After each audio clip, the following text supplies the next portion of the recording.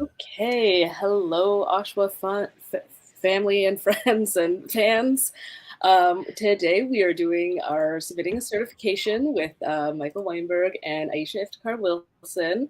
So Michael is our OSHWA board president who has also been involved with OSHWA in so many capacities for so many years. I don't know if he'll ever be allowed to leave. We might keep him here forever.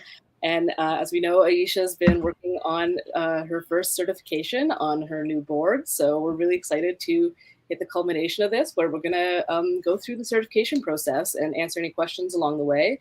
So if anything comes up, folks, that you're not sure about, feel free to ask a question and we'll make sure that Michael can answer it, because he kind of does a lot of our certification stuff and knows We'll how find out if I can answer it. So to start, yeah, we're going to have Ayesha pull up the certification page and kind of fill that out. So we'll have her share her screen. Yeah.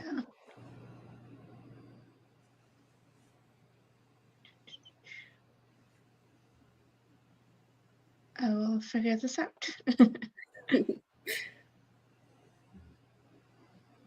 you go on the yeah, I didn't want to do like the infinite mirror. So oh, we infinited anyhow. How fun. Can you see my screen now? Right now we're seeing the infinite StreamYard screen, so you just swap it over to the other tab.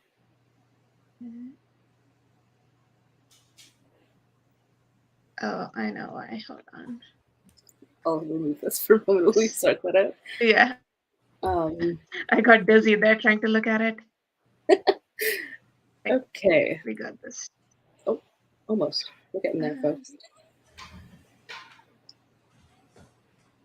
Technical difficulties, but it's fine.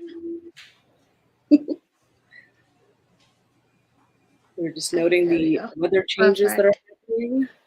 Oh, there we go. Add to stage. Okay, so yeah, this is the certification form that folks fill out when they're getting ready to self-certify their open source project. So as you can see, we just start with section 1 is just a lot of basic information. So for Ayesha's situation, she can select a couple different options depending on what she wants to do. So you can certify as an individual or as a company. And as we know, Ayesha also has Sparkletronics, her new venture into tech education and creation. So yeah, the company. Start filling it out.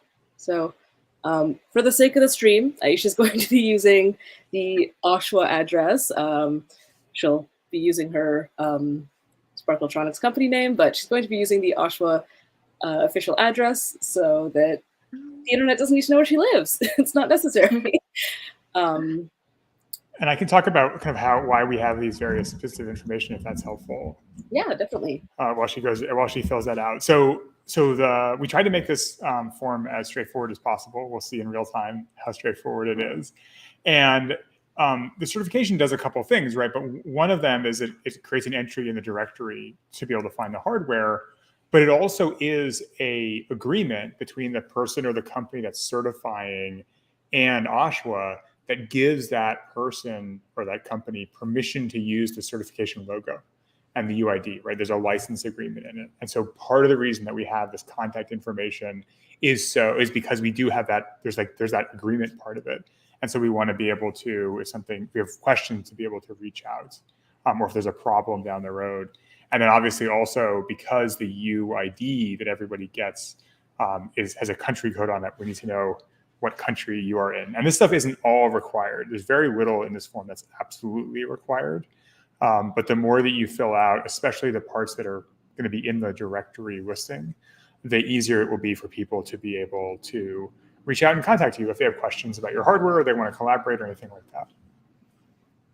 That's cool. And this is this contact email address space. We have the OSHWA contact email is the one that we use privately to reach out. So that's where your certification will go. That's where, if we have a question, we'll reach out. The public contact email address will be the one that's on the public page. A lot of people use the same, but some people use different email addresses depending on kind of how they structure their email lives. So this would be my email, not info@OSHWA. Yeah. So yeah, I mean, so if we were doing this, if you were filling this out privately, yeah, the contact email would be the one that you want. You want the confirmation sent to, or any questions to go to. The public contact email address is the one that's going to show up in the directory if people want to contact you. Perfect. Okay. I just came up with the name, so it's called Pico Daisy. Ooh, I like that. And it is a really fun daisy shape, so that works. Okay. So Yeah. The reason that we ask if you've registered a previous version is we have people now who've certified kind of multiple versions, and it allows us to kind of, and other people, to trace the evolution of the versions through certification. But I suspect the answer to this question for you is no, so you can skip it. But that's why that's there. And we do have a number of pieces of hardware now that, multiple versions have been certified. And the reason we ask people to certify different versions is that we want, if you are holding a piece of hardware in your hand that has the certification logo and a UID, we want that UID to point to the version of the documentation that's relevant for your hardware, right? So if you're holding version 1, we want it to resolve to the information for version 1, not version 2 or version 3. And so that's why we have that kind of versioning. And I like that a lot. Sorry, go ahead. No. I'm talking about what you fill it out, but feel free to jump in. The rest of this is I'll definitely be coming back for a new version, because that was one of my hesitance when it came to registering anything. Was like, it's not perfect yet.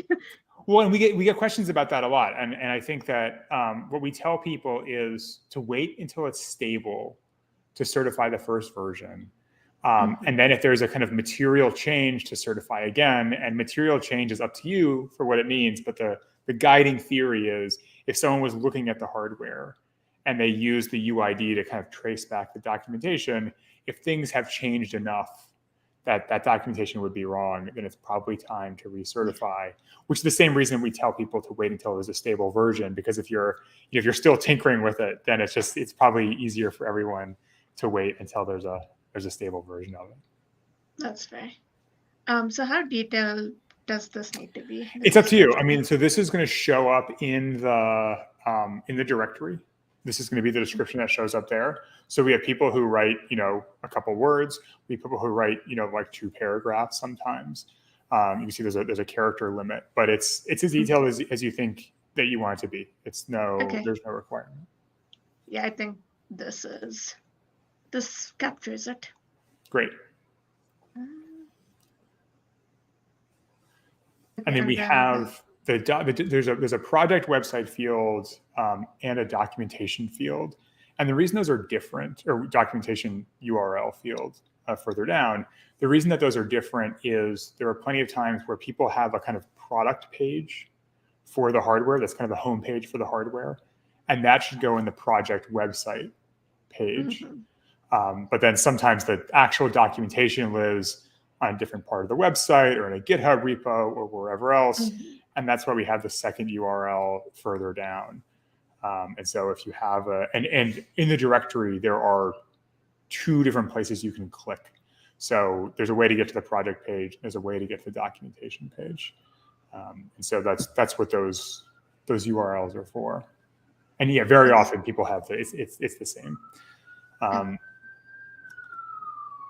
And then the project type is basically to help people sort. I mean, if you've been in the directory before, you can see you can sort various ways. And we're actually having conversations right now about potentially expanding that list or adding other things. But it's sort of up to you to define whether or not you fit in on any of these categories. And then just add whatever else. Yeah, and add whatever else. Exactly. And then, the purpose of the keywords is because people can search the directory. And so if you have keywords in there, it'll make it more likely that people who are looking for your kind of thing will find it. Okay. And this is not what this is. Like, will the keywords and this match up? Exactly. Yeah. So yeah, you can, the things you've already checked, the project type, you don't have to retype those as keywords. But if you have additional keywords that aren't in that list, you can add them as you see fit.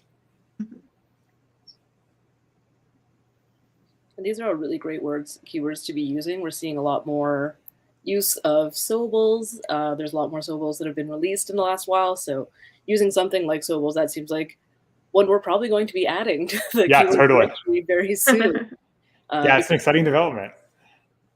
Which is really fun and cool. I mean, there's all kinds of things that have been certified in just the last year that have really pushed the boundaries of what we've really thought could be certified. We're very open to a lot of things being certified. In fact, anything you want, really. So being able to push those boundaries and find new ways to kind of keyword or categorize what those could look like, very helpful. Yeah. These categories were originally developed. We had the earlier generation of the process, and I think at the time that we made this change, we had maybe 400 certified things, and so this is our kind of best guess on those 400. Now we're up to 5 times that, 6 times that amount, and so obviously it is diversified significantly.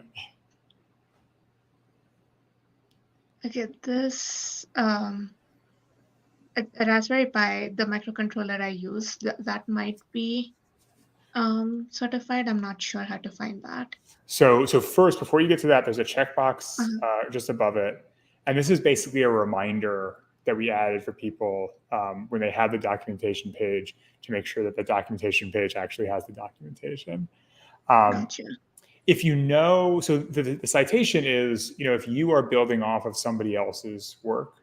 And so if you know off the top of your head, you can type the UID in. If you're not sure if it's been certified, you can go to the directory and kind of search for it.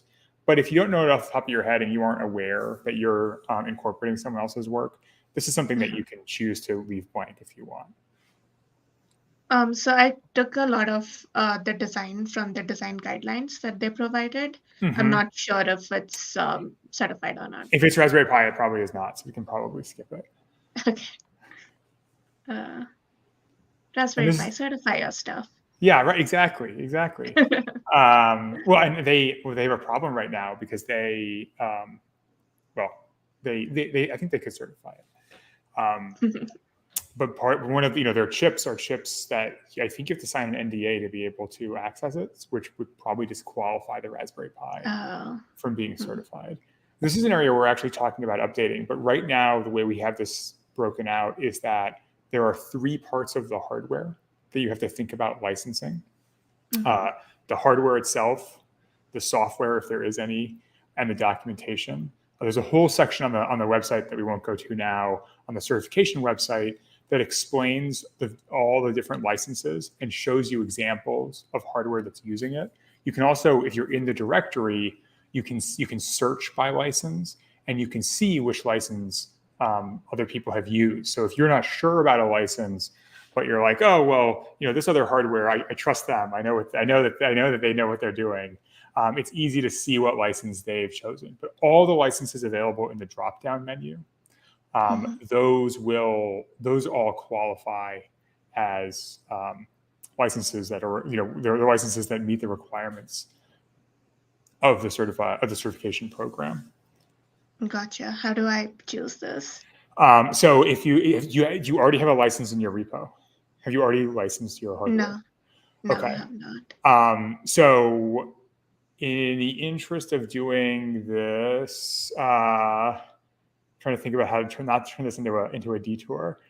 So one of the questions that you can think about is one of the big differences between different kinds of hardware is there are hardware that there are licenses that are kind of viral that require other people to make any improvements that they make to your hardware, any changes, also be open.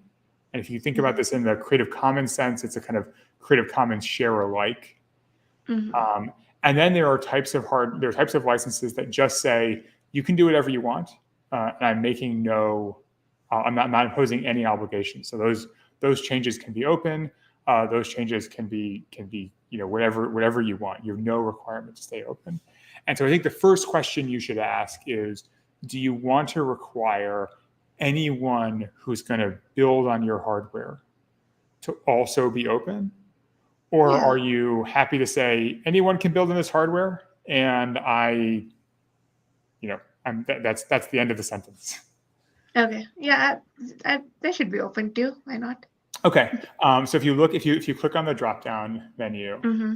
I am. I don't know if it's Oh yeah, reflecting. so it doesn't show up. Got I it. will have to look. I don't know everything off the top of my head. Let me see what the options are. Yeah, it's weird that the drop-down menus don't show up on the Don't share render. screen. I know. Yeah. We didn't test for StreamYard when we built this website. So right, this is so right. You are now seeing a long list, and if you're watching this at home, you can go see a long list of licenses in alphabetical order. I think the hardware licenses that have that reciprocal obligation, right, to say the kind of the words that people often use are permissive to say you can take this and do whatever you want, or reciprocal to say you have to also make it open. The hardware licenses that do that, I think, most effectively are those CERN licenses. This is a suite of licenses that were developed by CERN, the people who do the Large Hadron Collider in Switzerland. The P version is the permissive version, which sounds like what you don't want. And then the W and S are the weakly reciprocal and strongly reciprocal. You probably want the S in this case. And so go ahead and click CERN OHL-S-2.0. And these, there are standard ways to refer to these licenses. This whole process has been standardized, so it's machine readable, and that's why they're written this way. And if you wanted to, if you click actually on that caret, and if it'll show up in the examples of hardware licensing, just down and to the left where you are, that will also show you other hardware and the licenses that they have used to get a sense of. So if you wanted to kind of go down the rabbit hole of licensing, that's another entry point. Gotcha. Yeah, I think this is helpful because then now I can compare. Exactly. Like if it was like Creative Commons, if it shows up, like what that's supposed to be. Right, exactly. So then the next section is the software licensing section. And the software license that has that kind of reciprocity, the most common one is the GPL. I don't think I'm going to do software, but yeah, you can. So yeah, if there's no software, you can just click no software, super easy. You don't have to worry about it. And that's often the case, right? Not all hardware has software, and so it's optional. And then the last thing, go ahead. Sorry, just to clarify, this does have software, but it can be anything, so I don't want to certify anything. Do you have software that is sort of the example software that people use for it? I don't have it on here. Nothing. Okay, great. Okay. So you don't have to worry about it. And then the documentation, this is everything else, right? And sometimes documentation is super in depth. There's like photographs and there's like lots of text and everything. Sometimes it's much lighter, but in any case, the documentation itself also has to be openly licensed. You can see that's the third place where you can select a license.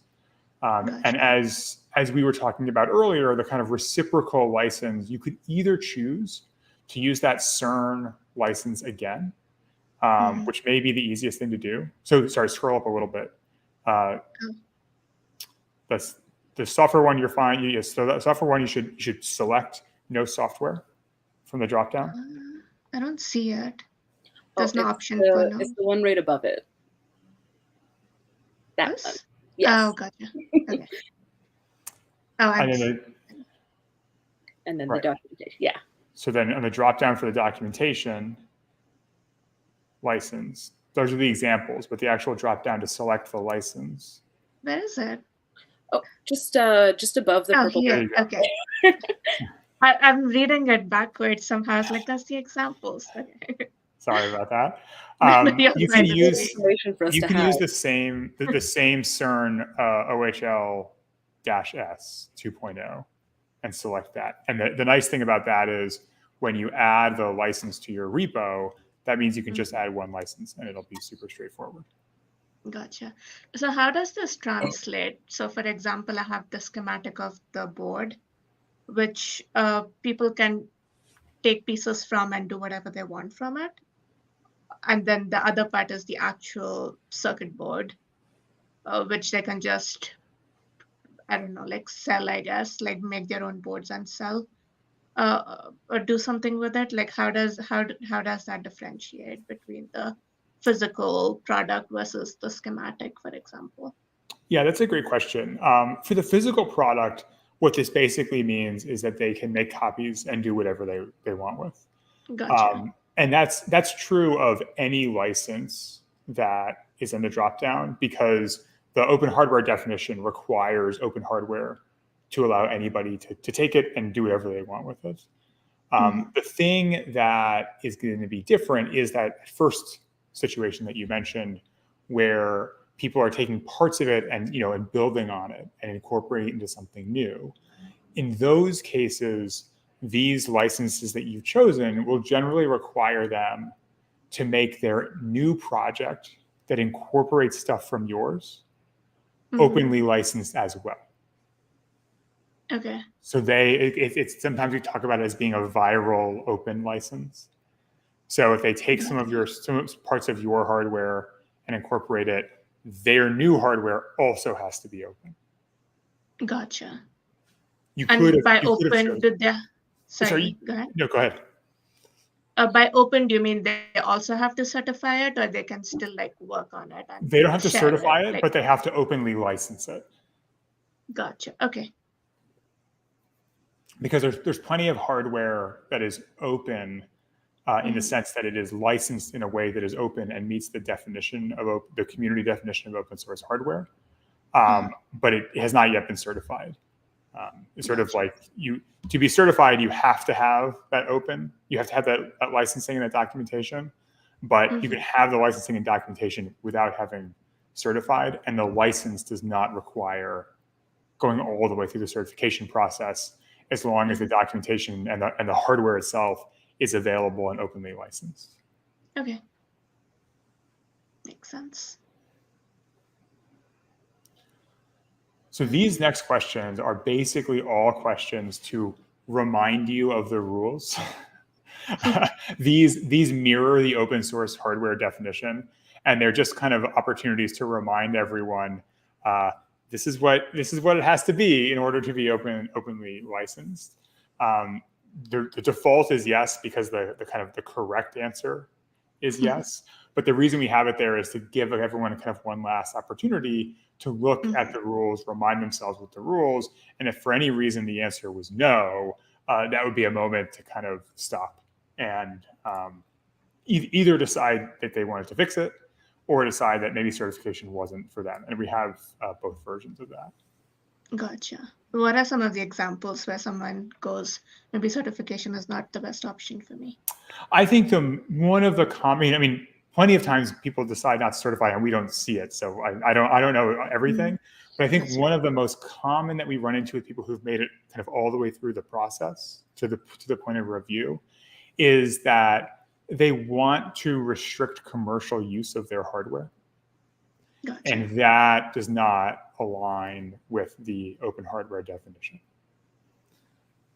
That's almost always the reason that people who get far enough to submit an application, and usually what they'll do is they'll submit an application, and then when we go to review the documentation, they have a license that has like a Creative Commons no commercial restriction in it. And so then we'll email them, whenever there's a problem with the certification or a question that we have, we'll always email people and say, hey, we noticed that your documentation doesn't have this, or like has this thing that looks weird.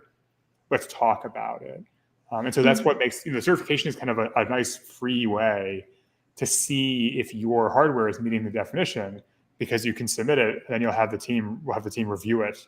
And if there's problems, you don't get like like nobody yells at you. You get an email that says, hey, we noticed these were these problems. Do you want to work with us to straighten it out, or decide that you don't want? Gotcha. Like so if they do want to sell it, but they're fine that it's open, that's an option. That's totally fine. The problem arises, and it's always fine if they want to sell it. Usually the problem that they have is they don't want anyone else to sell it. Gotcha. Or sometimes it's like they're a nonprofit project, so they're not planning on selling it, and they don't want anyone else to sell it. But the open hardware definition requires people, basically says you can't discriminate against someone who wants to commercially use the product. Gotcha. Sorry, these questions are silly. I'm just trying to No, these are great questions. understand. These are the questions we want to hear. Exactly. These are the So questions as that I people mentioned have. at the kind of at the top of we were talking at the top, right? Part of the application process is to submit an application to be certified. And if you are certified, one of the things you get is a license, is permission to use the certification logo. And so all of these checkboxes are part of that agreement, that license, that says essentially, if I get permission to use the license, I will use it in the way that OSHWA says, which is basically, I will use it on hardware that's been certified. So these are just like final check marks. Exactly.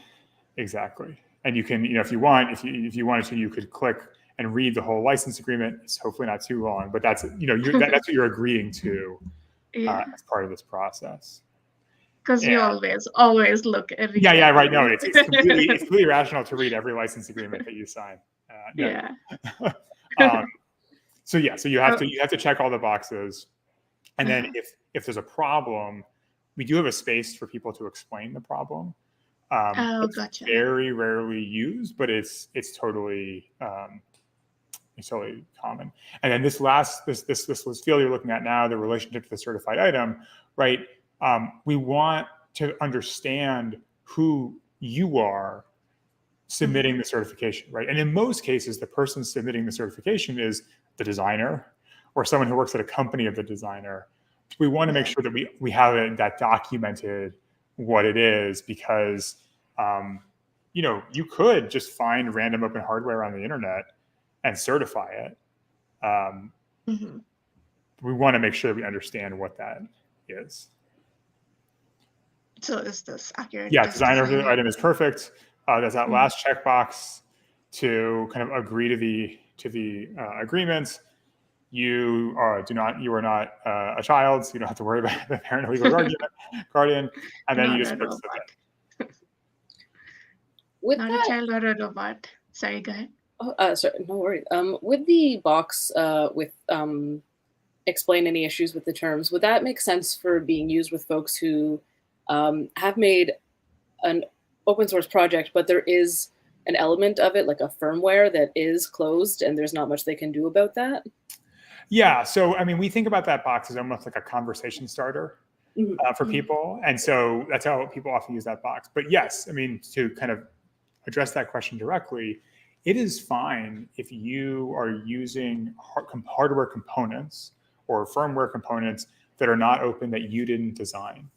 The rule about certifying open hardware is your contribution, the part of it that you control, has to be openly licensed. Obviously, like, especially with hardware, right? You use components that come from third parties. You didn't design them. You don't have rights to them, right? And so as long as you document what those components are, and as I kind of alluded to earlier, those components are generally available, right? Like, they're pretty easy to find. You don't have to sign an NDA to access them. Then it's totally fine that those components aren't open. We can't demand that you open firmware you didn't write and you don't have the rights to. So it's totally fine to do that. It's that kind of user contribution idea, and then just generally available. All right. So the thing that we were talking about earlier is we have not tested the exact timing of the submission pipeline to when it shows up. Oh, it's already in there. Great. So easy. So I will share my screen maybe. And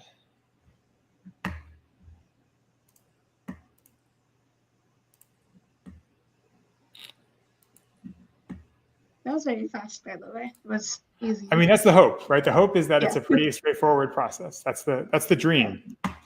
And also, we really encourage people to use it as a kind of testing ground, to not feel like, it's free and it's hopefully straightforward.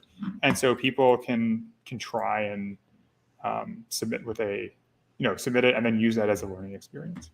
So for people who are kind of, the OSHWA audience is technical, so I will mention that the way we built this website is it's a static site. It's actually built on Jekyll. And then we have a headless CMS as a backend. And so one of the reasons that we've been able to deploy this site now probably 3 or 4 years ago and have to do very little maintenance on it is because of that architecture. And so what you are looking at now is the backend, which is the headless CMS. We use a service called Contentful to do it. And so each time someone submits, there's a list of everything that's been submitted. I didn't show you that because we have other things that are in there that people haven't approved yet, so I didn't want to. But there's a review queue, and then each item has a list of things that's everything that you just submitted to the application. So you can see we have the company name, we have your name, we have all of these things, and this is where the review process begins. So the first thing that happens in the review process is we just go down and make sure that everything has been filled out. We have all the information we need. Nobody clicked no on any of the answers, or there's no explanation to see what's going on. So far, so good. I was with you when you submitted it, so I'm pretty confident about that. Then the next thing that we do is we go to the documentation, right? We say, okay, well, here's the documentation. Let's take a look. Let's see how things go. And okay. And this is, when we were creating the site or the process, there was a big discussion about how we should do this review. And there was one version of it where we said, okay, well, we're going to need experts in everything, right? We're going to need experts in sewables and in microcontrollers and in musical instruments. And then when we get a thing that comes in, we're going to submit it to those experts, and there's going to be a whole review process. And we decided ultimately not to do that because we just, for a free review service, I don't think we didn't have the capacity to run it. And what we decided to do instead is think of the certification as kind of a two-step process. And the first step process is the primary review is a non-expert review. And I mean that in the sense that the person who's reviewing the certification information is not necessarily going to be an expert on sewables. It's not going to be an expert on your specific thing. And so the questions they're asking are not will this work? What they're really asking is the documentation, does it look like it has all the things that someone would need? And if that's the case, and we'll walk through that process right now, then we'll do the certification. And what happens after certification is sometimes OSHWA will get emails from somebody who is an expert in the area, and they say, hey, I've been looking at this piece of certified hardware, and the documentation is missing this thing that's obvious to me as an expert, but wasn't obvious to you. And when we get a kind of a community complaint like that, we then take that complaint, and we act as kind of a buffer between the community member and the original certifier. And we go back to the original certifier and we say, hey, someone has raised a concern that it's missing some piece of the documentation. Do you want to respond to that? And while we're doing that, we also find our own expert at that point. And we try and understand. And very often, the original certifier will say, you're right, I'm missing that thing. I just added it. We're all set. We go back to the person who raised the complaint. They say, we're all set. And that's totally fine. And that's a way to just sort of resolve the problem. Every once in a while, the certifying party will say, I disagree. And at that point, OSHWA will try and figure out what the reasonable solution is. And sometimes the reasonable solution is to agree with the original certifying party, to be like, actually, you don't need that. And we've certainly done that multiple times.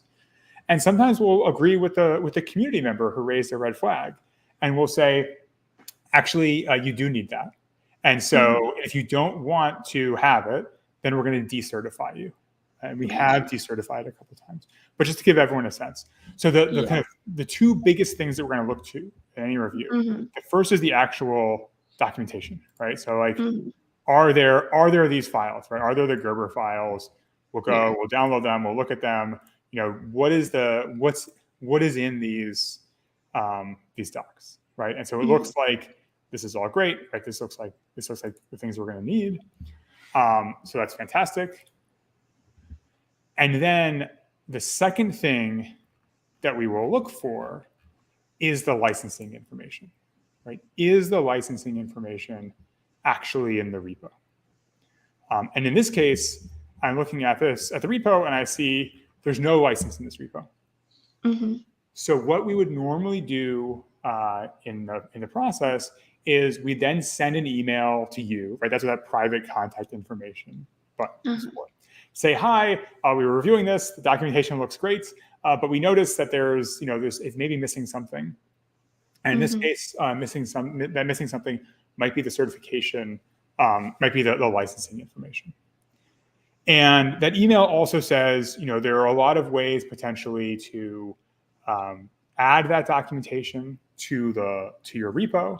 One way is to add a license file and to add the license that way. Another way, and I'll pull this off the screen briefly so I can pull it up. So this is for an existing project? Yeah, so right now, we cannot go forward we cannot certify this right now because it does not have a license in the repo. Gotcha. So one way to fix that is for you to add a license text file that has that CERN license that you chose earlier. Gotcha. Okay. Another way to do it, and this is kind of entirely up to you, we have this certification fax generator that Jeffrey Warren helped us put together. And you choose the license. It's at, you can see the website up here.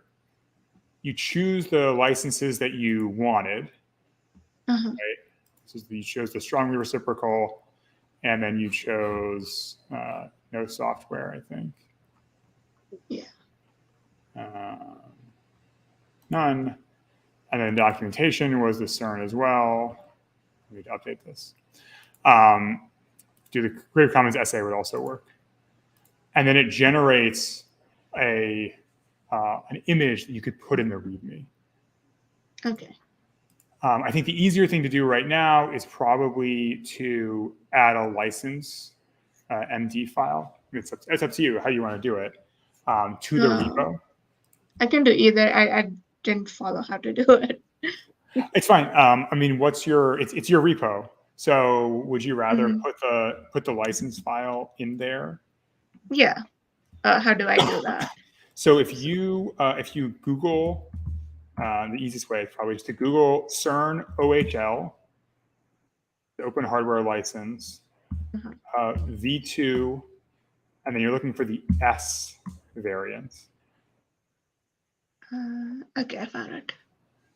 So I can just add the PDF or something. You can add the PDF.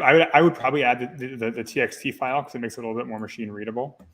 Gotcha. But that strongly reciprocal variant, the TXT version, you can download it. You can add it to the repo. And while you do that, I will say, so this is what we would do. We'd send an email and say, hey, it's up to you how you do this. And it's up to you what timeline you take, right? There's no shot clock from our standpoint. So we would send the email and then wait for you to let us know that you had updated the repo. And sometimes people turn it around immediately, 2 minutes later. And sometimes it's a couple months before they get to it and they update it. But whenever they're ready, they then respond to that email and they move from there. Should be there now. Okay. So, but this is good to know for anyone who's doing it for the first time to add it in there. Yeah, and actually, it's better if you change the word to license. Oh, gotcha. That'll make it easier for robots who are trying to find open hardware stuff. You don't have to we could certify it this way, but it'd be better. It's better if you just if you name it license, and then everyone can the robots can find it.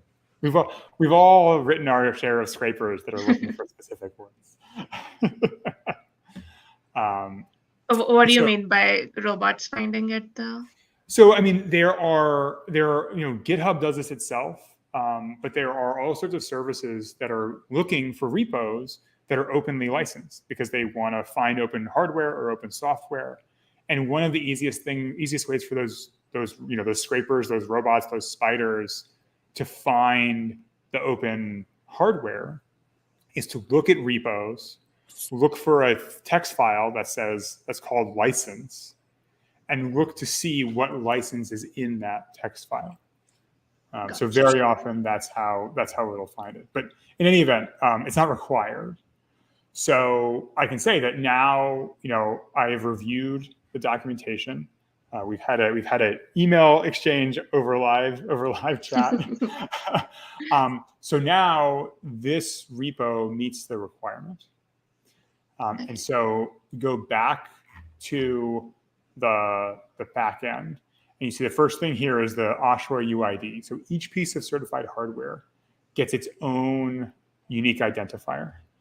And that identifier, the way that it's structured is it has a 2-character country code and then 6 digits that follow. And those are issued sequentially.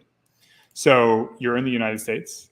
The next UID that is in the sequence is US 002567. So that's going to be your unique identifier. And then a step, there's some internal tooling that I'll show you bits of. We can't always do this, but we try and create a copy of each repo that we're downloading. And the reason that we do that is in case something comes up later, right? If the thing disappears, if there's a dispute, whatever it is, we have a snapshot of that repo in the moment that it was certified. And so we have a directory that keeps all those that we look to now and then. So we go through here. We also have a Python script. I won't show you all the details. We have an internal tooling, and what it does is it sends an email, the certification email to you, and it actually sends something out on our Mastodon certified open hardware robot. So I will copy this information into the CSV that holds all this information. And then the last thing that I usually do is we mark today's date as the date it was certified.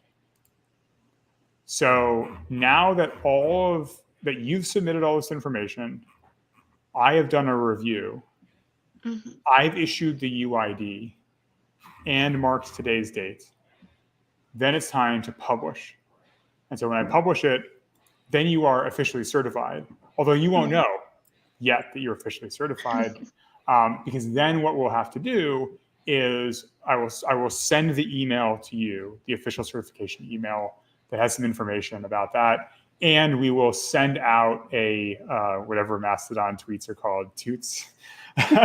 And we usually have those scheduled to send out at like a kind of staggered time, so it doesn't just come out super bursty. You can see these are other ones that have come out.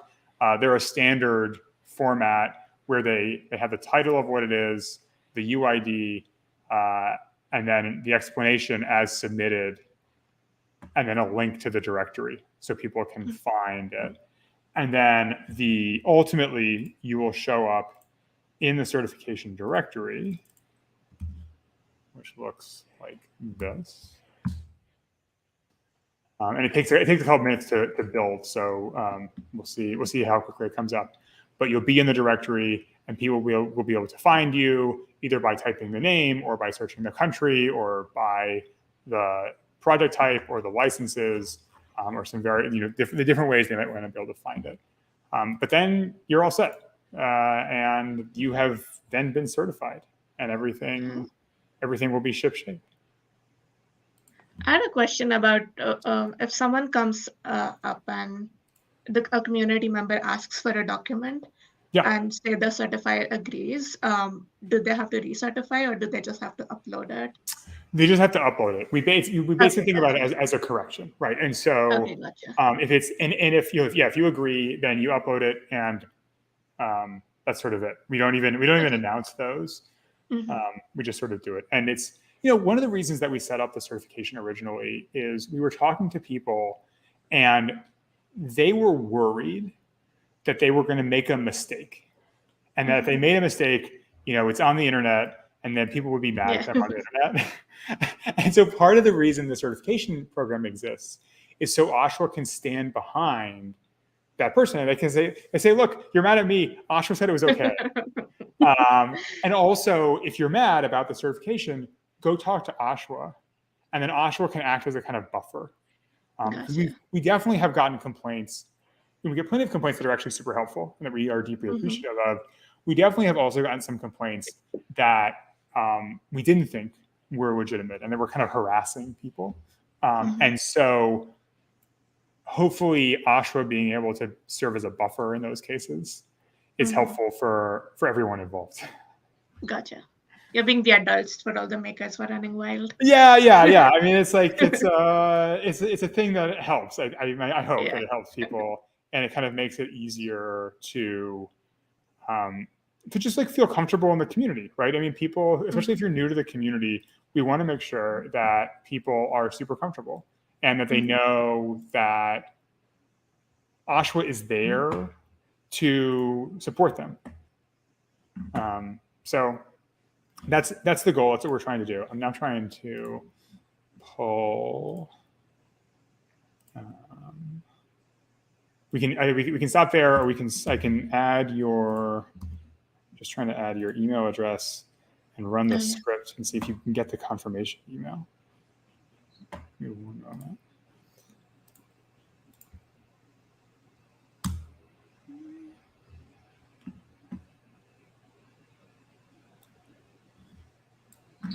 And like Michael said, a lot of the information that is needed when it comes to the certification process, it's all on the certification website. So like when you go to certification.oshwa.org, there's a section for the certification process, and it breaks it down. There's an introduction. There's discussion about what it looks like to certify hardware, software, documentation, and branding, because we know that there are a lot of companies at this point that certify their work, and it kind of just like makes sure that everything is easy to kind of go through the whole process, and you know exactly what you're getting into, and you know exactly where it's all going and how it all works. Because these are a lot of questions that, like, when folks are just getting into making, are just almost confusing, trying to like hunt down what licensing means online. Yeah, exactly. We want people to be able to come in, to be a welcoming face for people. Looks like we lost Alicia for a moment.